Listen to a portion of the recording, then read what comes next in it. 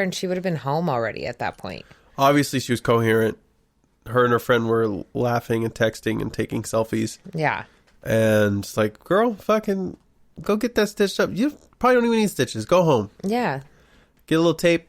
Stitch that shit yourself. It's all good. There's people in here, like, there's definitely people in there that I'm like, they need to get them into a room now. Yeah. They are close to death.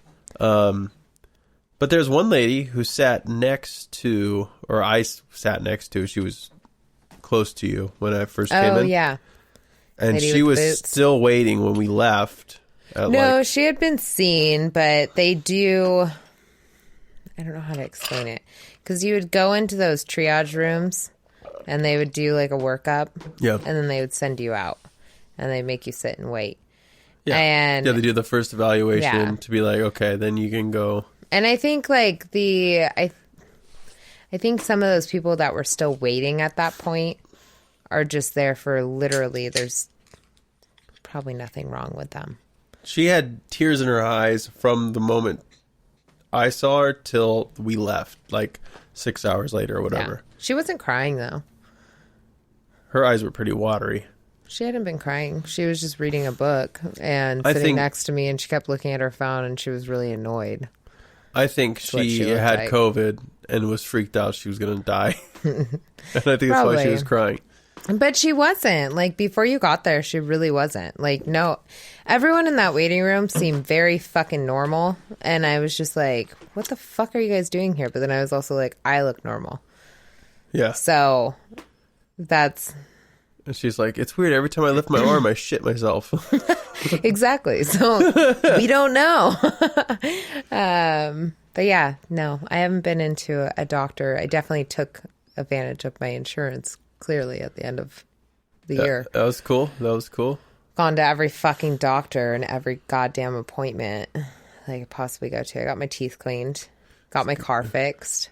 Damn. Feel like a real adult at the end of all the insurances. I just like, yeah, I'm not quitting my job because I can't. I mean, what am I going to do? There's no other job to go to right now. Yeah, who's going to support me? God. I mean, who's going to support these fucking assholes? I'm not worried about you. I'm worried about these assholes. Oh, these the little babies. No one can feed you guys. Little moochers. You guys are moochers. Get a job. We should start. Fucking be a part of society. I'm going to just take pictures of them every day, put them on Instagram. And then they could be like... People do that with their dogs and they get real weird. They get real weird. People get really, really weird. Some people make money at it, but it's very odd. Yeah. Hey, what's the deal? So, like dudes, you know, because I was talking to a girlfriend recently. Fair. And we were talking about like bed sheets and stuff and how the dude side always gets more, like there's always there's some sort of secretion that comes out of your guys' bodies to make that side of the bed dingier. Yeah. Why? They're called man oils. Man oils. Much like a walrus or because Ash was like, a Kate panther. does it all the time. There's oils that are secreted through the fur. A panther. More like a fucking, what are those called? The guys that like pee on themselves and like rub in their musk. Meerkats? No, the ferrets. Ferrets. Yeah. That's not very ferret of you. Is that not a ferret assumption? Yeah, I think we just run warmer.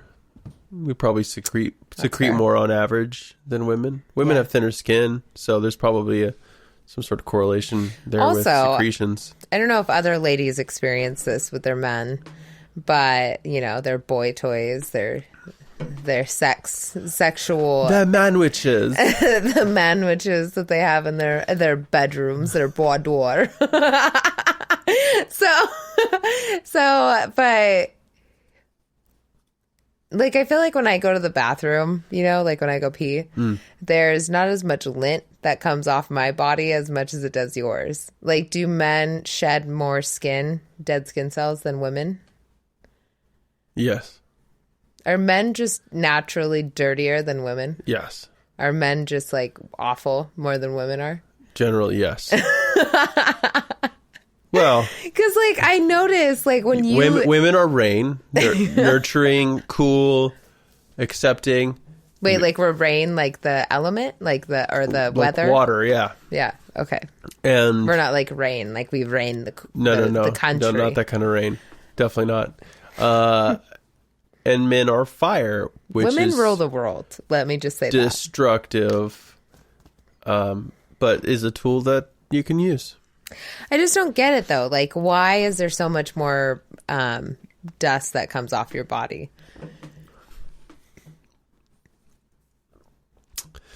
It's got to be back to that. Men have thicker skin. I think we have more skin to lose. Maybe. Yeah, maybe there's extra layers there, flavors, layers and flavors. I don't know. I think women and women have the same amount of layers. It's just the actual thickness of the skins. Yeah, on a biological level. I notice it when. Don't say I'm sexist either. Fucking do biology work, eh? Yeah, fuck people and their sexist comments. Bullshit, trying to cancel my man. But you cancel me. Yeah. So, but no, I noticed it when you were on tour, and like the minute you would come back, the bathroom, I would have to wipe down the bathroom like every 3 days because it would get like there would be a lint everywhere. But it's from it. I feel like most of it is not just from your skin; it's also from your clothes. Like it's almost little fuzzes and stuff. When you go to the bathroom, you just like lightly, delicately walk in there, right? Sure. I walk in there. I mean, I feel like take my shirt, I fucking throw it off, and then I'm brushing my hair quick. Yeah. And I'm like, I'm gonna get the fuck out of here. I'm gonna brush my teeth. And there's a lot of movement. That's fair. You're faster. Yeah. There's a lot of you're aggression. more aggressive. Yeah. And with that comes more energy and motion and dust. Yeah. Yeah. Because it just I wear the armpits out on my how much shirts. dust is in my house all the time is, especially the bathroom, is what drives me crazy. But then I realized maybe it's a man thing. It's also farticles. I guess it doesn't really drive me crazy. Farticles. I fart a lot though. I blame it on the dogs every time. Yours aren't as dusty as mine. Just a puff and like a cloud coming out of your ass. You see this like a smoke. Yeah, just like a bunch of dust. All of a sudden, everything's dusty after. Sorry, I just dusted in here.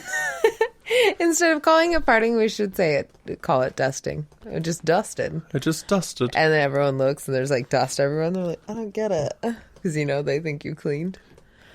And you're like, nah, it's dusted. Taste it, bro. Taste it. Taste the dust. This way shit.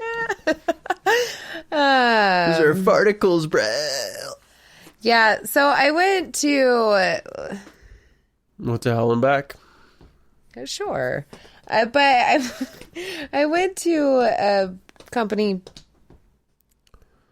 like, Christmas lunch or whatever today. Yep. Fun. So we went and sat in an igloo. There was 5 of us. Very small office. We're always together.